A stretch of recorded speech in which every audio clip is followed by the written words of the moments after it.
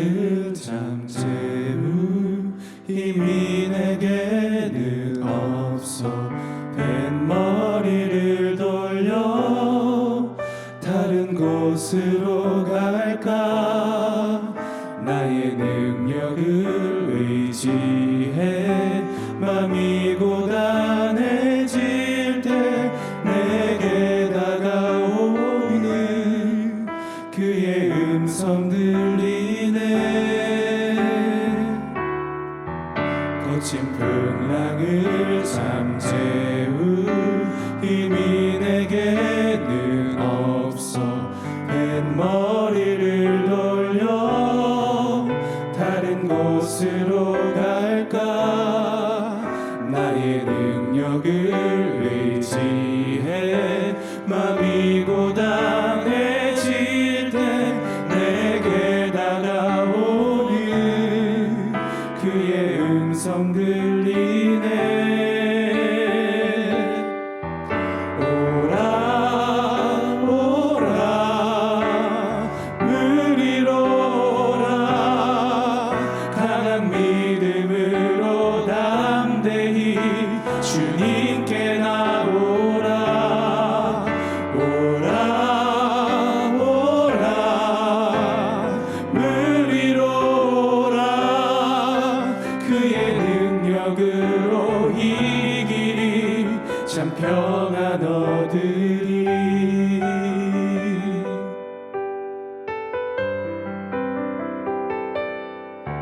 거친 풍랑을 잠재우 힘이 내게는 없어. 뱃머리를 돌려 다른 곳으로 갈까. 나의 능력을 의지해 맘이 고단해질 때 내게 다가오는 그의 음성 들리네. 오라 오라 물 위로 오라. 강한 믿음으로 담대히 주님께 나오라. 오라 오라 물 위로 오라. 그의 능력으로 이 길이 참 평안 얻으리. 오라 오라 물 위로 오라. 강한 믿음으로 담대히 주님께 나오라. 오라 오라 물 위로 오라. 그의 능력으로 이 길이 참 평안 얻으리. 그의 능력으로 이 길이 참 평안 얻으리.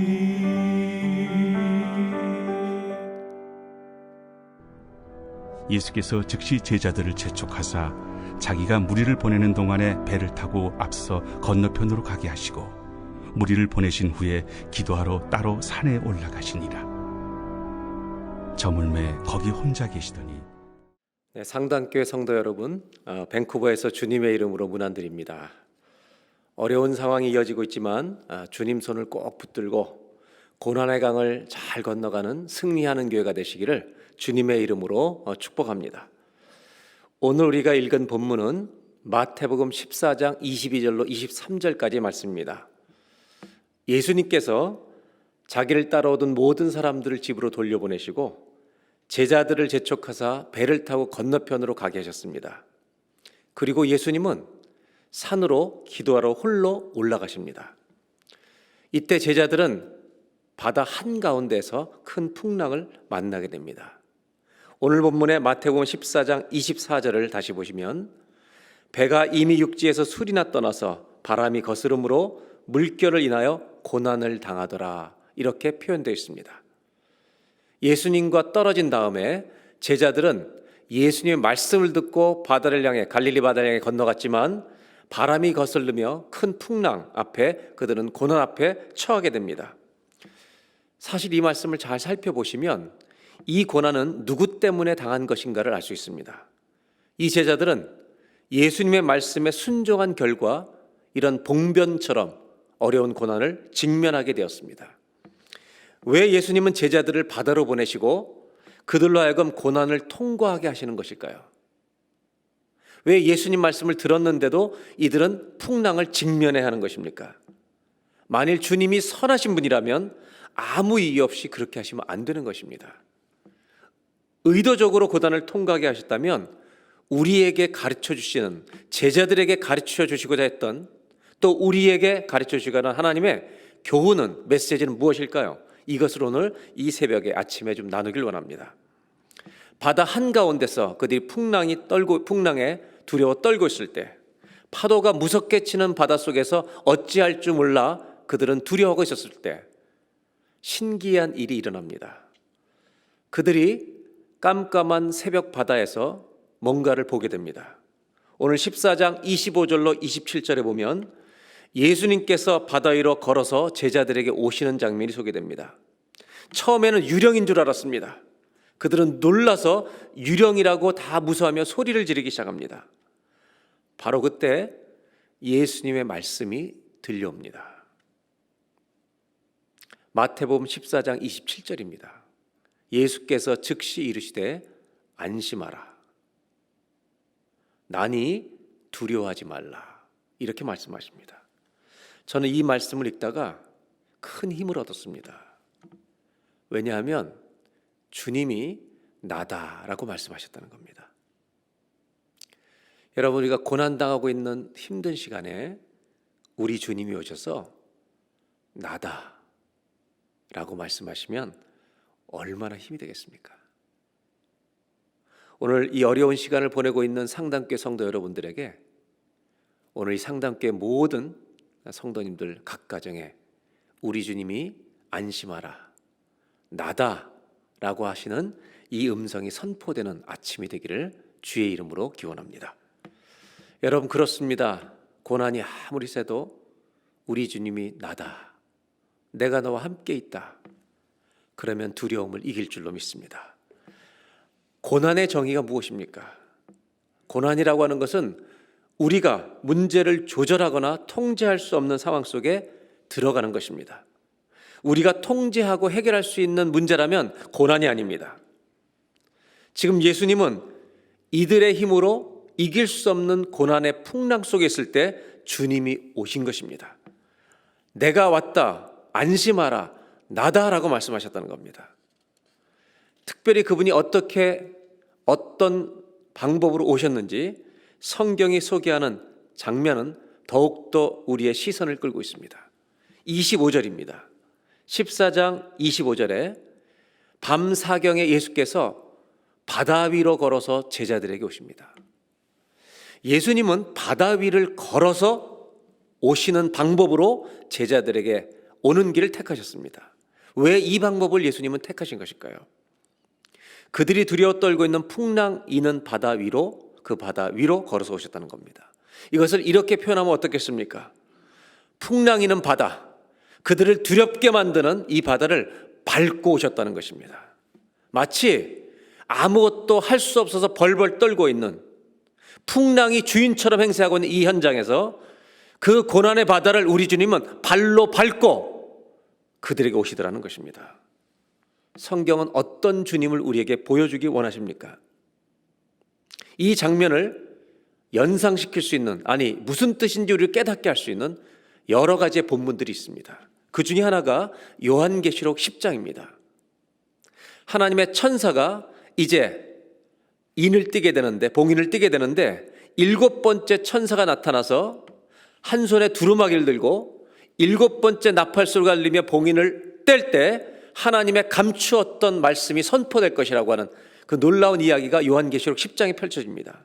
그때 10장 1절 2절 중에 2절을 보시면 그때 나타난 7번째 천사가 어떤 장면인지, 하나님 보내신 천사가 어떤 장면으로 서 있는지를 증거하는 본문입니다.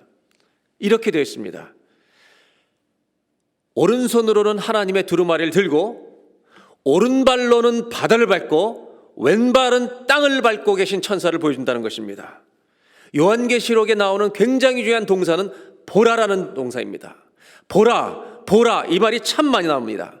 가장 극심한 고난을 통과하고 있던 초대교회 성도들에게 주님이 어떤 분인지를 보라는 것입니다. 이 장면은 우리 모두에게 한 가지 중요한 질문을 던지고 있습니다. 무엇이 너희 인생을 다스리고 있느냐? 풍랑이 너희 인생을 지금 통치하고 있다고 생각하느냐? 코로나라는 질병이 오늘 온 세계를 다스리고 있다고 생각하느냐? 아니면 여전히 우리의 주님이 우리의 인생과 상황을 다스리고 있는 것이 맞느냐? 대답하라고 말씀하십니다. 여러분, 우리 주님은 바다를 밟고 오셨습니다. 풍랑이는 바다, 그들이 두려워 떨던 바다를 밟고 오십니다. 요한계시록의 하나님의 천사는 오른발은 바다를 밟고 왼발은 땅을 밟고 서 있다는 것입니다. 그렇습니다. 아무리 고난이 힘들어도 초대교회 성도들이 예수를 믿으면 목숨을 내놓아야 하는 상황에서도 그들은 주님을 본 것입니다. 모든 고난의 풍랑을 밟고 오시는 주님을 본 것입니다. 오늘 첫 번째로 나누고 싶은 메시지가 있습니다. 고난 가운데 중요한 것은 풍랑을 보는 것이 아닙니다. 풍랑이는 바다를 밟고 걸어오시는 예수님을 보는 것입니다. 사랑하는 상당교회 성도 여러분, 고난 가운데 중요한 것은 풍랑이는 바다를 밟고 걸어오시는 예수님을 보는 것입니다. 오늘 새벽 예배 특세 주님을 바라보는 교회가 되시기를 예수님의 이름으로 축원합니다. 고난을 통과하지 않는 가정이 어디 있겠습니까? 하고 싶은 것을 다 멈춰야만 할 때가 있습니다. 낙심이 될 때가 있습니다. 그러나 한 가지는 잊지 마십시오. 풍랑이 다스리고 있는 것이 아닙니다. 여전히 우리 주님이 다스리고 계십니다. 더 감동적인 것이 있습니다. 그것은 뭐냐면 제자들이 와달라고 요청하지 않았다는 것입니다. 제자들은 두려워 떨고 있었을 뿐입니다. 주님이 찾아오셨습니다. 이것이 얼마나 은혜입니까? 이 말씀을 이렇게 표현하면 좋겠습니다. 두려워 떨고 있는 제자들이 타고 있는 배 위에 제자들에게 예수님이 신방 오신 것입니다. 주님이 찾아오셨단 말입니다. 여러분 가정에도 이 주님이 필요하지 않습니까? 오늘 새벽 여러분 기도하는 시간이 여러분의 인생 가운데 풍랑을 밟고 여러분 집에 신방 오시는, 여러분의 인생의 신방 오시는 은혜의 아침, 축복의 아침이 되기를 주의 이름으로 기원합니다. 그리고 오늘 다 같이 새벽에 있다 기도할 때도 하나님 우리 가정에 신방을 와달라고, 내 자녀들의 인생 가운데도 신방을 와달라고 기도하며 부르짖는 아침이 되시길 바랍니다. 주님이 우리 가정에 오실 줄로 믿습니다. 또 한 가지는 이제 마태복음 14장 31절로 32절의 이야기입니다. 예수님을 바라본 제자 중에 베드로는 소리쳐서 자기를 오라 하소서 해서 그는 배에서 뛰어내려서 무리를 걷습니다. 그리고 그가 빠지자 구원해달라고 소리를 칩니다. 예수님은 그의 손을 붙잡고 배에 오르십니다. 주님은 넘어졌던 베드로와 함께 그 배에 오르십니다. 물론 우리 예수님은 하나님이십니다. 베드로의 손을 잡고요, 무리를 계속 걸어 여러분 육지에 도착하실 수도 있는 분입니다. 그런데 하나님은 그렇게 하지 않으셨습니다. 기적이, 자연을 거스르는 기적이 우리 삶의 일상이 되게 하진 않으셨습니다. 이 말씀 안에 참 작은 감동이 있습니다. 마태복음 14장 32절입니다. 32절에 예수님께서 배에 함께 오르매 바람이 그치는지라. 예수님이 풍랑이는 바다 가운데 걸어오시고 물에 빠진 베드로를 데리고 배에 함께 오르셨을 때 바람이 그쳤다는 말씀입니다. 이 바람이 그치는지라 참 은혜로운 말씀입니다. 그리고 또 제자들에게 은혜가 되는 것은 배를 버리지 않으셨다는 것입니다. 배를 무시하지 않으셨다는 겁니다. 여러분, 바다에서 우리가 의지하고 싶은 것은 배입니다. 배가 필요하다는 말입니다. 예수님은 배를 버리지 않으셨습니다. 배가 필요 없다는 말이 아닙니다. 그 대신 그 배에 타신 것입니다. 이게 중요합니다. 여러분, 배의 가치는 언제 나타납니까? 바다에서 떠 있는 배를 탈 때 배의 가치가 드러납니다. 그러나 풍랑이 오니까 배가 배의 역할을 못합니다. 오늘 성경이 보여주는 굉장히 중요한 우리에게 주시는 교훈이 있는데요. 예수님이 그 배에 타시니까 바람이 그치고 배가 배의 역할을 하더라는 것입니다. 제가 알고 있는 서울에 계신 목사님이면서 변호사를 하시는 분이 있습니다. 저희 교회에 퍽 오래전에 초대한 적이 있습니다. 근데 이 목사님의 교회는 세례 예식 때, 침례 때 특별한 행사, 예식을 한다고 합니다. 그건 뭐냐면 침례를 받는 교인이 자기가 가장 중요하다고 여기는 물건을 가지고 오게 하는 겁니다. 그리고 침례 예식 때 그것을 가슴에 품고 침례탕에 물속에 들어갔다 나오는 것입니다. 여러분, 사람들에게 제일 중요한 게 보통 뭐냐면 지갑입니다. 지갑이 물속에 들어갔다 나오게 하는 이유가 있습니다. 그 지갑에 주님이 함께하게 하라는 것입니다. 한 번은 굉장히 어려운 일을 당했다고 합니다. 한 자매가 피아노를 전공하는데 자기가 제일 소중히 여기는 건 피아노라고 얘기했습니다. 목사님이 고민에 빠졌습니다. 저걸 집어넣을 수가 없으니까. 그래서 애들 장난감에 가서 피아노 모양 장난감을 사오라 그랬답니다. 그래서 장난감 피아노를 가지고 침례를 받았대요. 그렇게 하시는 목적이 있습니다. 네가 가진 모든 물건에, 네가 중요하게 여기는 모든 삶에 주님이 함께 하도록 돕는 것을 가르치는 것입니다. 여러분, 오늘 본문에 보면 풍랑이 오니까 배는 배가 아닙니다. 배의 역할을 감당하지 못합니다. 인생도 마찬가지입니다. 여러분, 배가 배 역할을 감당하려면 주님이 타셔야 합니다. 돈이 돈의 역할을 감당하려면 주님이 우리의 물질과 함께 하셔야 합니다. 우리 각 사람이 한 사람의 신앙인으로서 제대로 역할을 감당하려면 우리 안에 주님이 계셔야 할 줄로 믿습니다. 우리 가정이 흔들릴 때가 있습니다. 우리 가정이 가정의 역할을 감당하려면 우리 가정에 주님이 함께 하셔야 합니다. 오늘 주님이 가르쳐 주시는 것은 무엇입니까? 오늘 두 번째로 주시는 메시지가 있습니다. 고난은 배로 이기는 게 아닙니다. 고난은 우리가 가진 것을 이기는 게 아닙니다. 여러분, 고난은 주님과 함께 있음으로 이길 줄로 믿습니다. 코로나 바이러스가 지나고 있는 이때 주님과 함께 거함으로 이 코로나의 고난의 강들을 이겨나가는 사랑하는 상당교회, 정말 믿음에 승리하는 상당교회 성도님 되시기를 주님의 이름으로 축원합니다.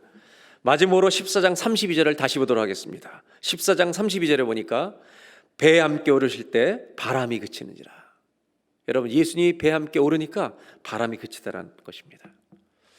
여러분 가정에도 바람이 그치는 은혜의 새벽, 은혜의 아침이 오기를 바랍니다. 주님이 내 배에 오르시면 모든 풍랑은 끝이 납니다. 풍랑이 나를 흔들 수가 없습니다. 왜냐하면 내 모든 삶이 주님의 통치 아래 있기 때문입니다. 여러분, 물병이 흔들릴 때가 있습니다. 그러나 주님이 붙드시면 평안일 줄로 믿습니다. 이 고난의 강을 지나는 동안 염려하지 마십시오. 우리 주님이 우리를 붙들고 계십니다. 이것이 예수 믿는 자의 승리가 될 줄로 믿습니다. 오늘 아침에 모든 가정마다 우리를 붙들어 달라고 간절히 기도하는 특별한 새벽 되시기를 주님의 이름으로 기원합니다. 이제 마지막으로 정리하려고 하는 것은 이것입니다. 오늘 이 말씀은 물 위로 걸어오신 우리 주님께서 베드로를 데리고 배에 오르시니까 바람이 그친다는 말씀으로 끝납니다. 그리고 모든 사람들이 주님이 누군지를 알게 됩니다. 저는 오늘 이 말씀이 할리우드 영화의 마지막 장면처럼 끝나지 않는다는 것에 우리가 주목했으면 좋겠습니다. 이 이야기가 나와는 멀리 관계가 없는 이야기처럼 여러분도 밀어놓지도 마시기를 바랍니다. 너무 낭만적으로 읽지 말자는 것입니다. 우리는 이 본문 말씀을 우리 삶이 어떻게 받아들여야 되는 것인가? 이것이 오늘 나누고 싶은 마지막 부분입니다. 예수님은 베드로의 손을 물속에서 끄집어내서 그를 배 위에 데리고 올라가셔서 풍랑이 잔잔케 하셨습니다. 우리 예수님은 12명의 제자의 손을 붙들고요, 바다 위를 다 걷게 하실 수 있는 전능하신 주님이십니다. 그런데 그렇게 하지 않으셨다는 것입니다. 우리 인생에 기적이 매일 매순간 일어나도록 하시지 않으십니다. 그 대신 배에 오르십니다. 그리고 풍랑을 잔잔케 하십니다. 한 번의 기적을 보여주고 마치시려는 것이 아닙니다. 여기에 마지막으로 주님이 제자들에게 우리에게 가르쳐 주시고 싶은 메시지가 있습니다. 사랑하는 여러분, 예수님은 제자들이 예수님과 헤어지게 되면 이들이 또 수없이 많은 갈릴리의 풍랑을 만날 것을 알고 계셨습니다. 인생의 여정을 갖는 동안 광야를 만나고 시련을 만나고 수없이 많은 위협들의 앞에 이들이 서야 될 것을 알고 계셨습니다. 우리 주님은 기적이 일어나는 것을 계속 보여주는 것이 아니라 오히려 떠날 때 이런 말씀을 하셨습니다. 볼지어다 내가 세상 끝날까지 너희와 항상 함께 있으리라. 우리는 매일 삶의 현장으로 나가야 합니다. 그곳이 저와 여러분의 갈릴리 바다입니다. 예수님이 갈릴리 바다를 기적으로 이렇게 건너서 다 손잡고 바다 위를 건너갈 수도 있지만 그렇게 하지 않고 배에 오르십니다. 이들이 앞으로 이런 고난을 만날 때 주님이 함께 하심을 잊지 말라고 가르치는 것입니다. 바다는 어떻게 건너는 것입니까? 물 위를 걸으면서 건너는 거 아닙니다. 배 타고 갑니다. 그런데 잊지 말 것은 우리 주님이 함께 하신다는 것을 잊지 말라는 것입니다. 너 혼자 걷는 게 아니다. 내가 너희들과 함께 있다. 나다. 나니 두려워 말라. 이렇게 말씀하십니다. 여러분, 우리 모두 마찬가지입니다. 청주교회, 청주의 상당교회 성도 여러분, 여러분 모두는 삶의 현장에 있습니다. 삶의 현장에서 풍랑들을 만날 것입니다.